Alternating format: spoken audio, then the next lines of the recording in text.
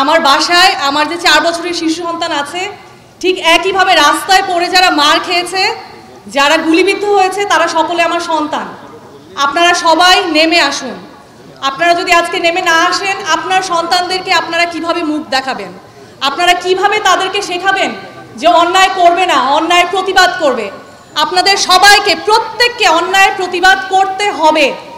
যা যা অন্যায় আমাদের উপর হচ্ছে, আমরা আজকে ঠিকভাবে রাস্তায় বেরোতে পারছি না, আমাদের মোবাইল দেখবে কিনা সেই ভয়ে আতঙ্কিত হয়ে আছি। আমার সন্তানকে আমি বাসা থেকে বের করছি না, কতদিন হলো, সে ছাদে যেতে পারছে না, কেন পারছে না? আমি এই প্রশ্নের জবাব চাই। আমি আমার সন্তানকে নিয়ে পার্কে যেতে চাই, আমি আমার সন্তানকে নিয়ে আমার ক্যাম্পাসের পথে পথে হাঁটতে চাই, আমি কেন পারছি না? আমি এই গুলির ভয় চাই না, আমাকে ধরে নিয়ে যাবে, আমাকে গ্রেফতার করে নিয়ে যাবে, এই ভয়ে আতঙ্কিত থাকতে চাই না। আপনারা সবাই নেমে আসুন। আপনারা এতদিনে আপনারা দেখে ফেলেছেন যে একত্রিত হলে সেটার জোর আসলে কত। আপনারা স্টুডেন্টদেরকে ছাড়িয়ে নিয়ে এসেছেন, আপনারা দেখেছেন অন্যায়ভাবে যে নাবালক শিশুটিকে ধরে নিয়ে যাওয়া হচ্ছে, তাকে ছেড়ে দেওয়া হয়েছে শুধুমাত্র আপনারা সবাই একত্রিত হয়েছেন বলে। আপনারা সবাই বেরিয়ে আসুন, রাস্তা থেকে, ঘর থেকে রাস্তায় নেমে আসুন।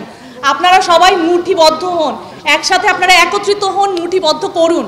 আপনারা আপনাদের প্রতি যত অন্যায় হয়েছে সেগুলোর দাবি আপনাদের অধিকার আদায়ের দাবি নিয়ে নেমে আসুন রাস্তায়। আপনারা আপনাদের প্রত্যেকের এইখানে যতভাবে অন্যায়, শোষণ, দমন, পীড়ন যা যা হচ্ছে সেগুলো সব কিছুর বিচার আমরা চাই। আমরা চাই একটা নিরাপদ পৃথিবী আমাদের সন্তানদের জন্য। ধন্যবাদ।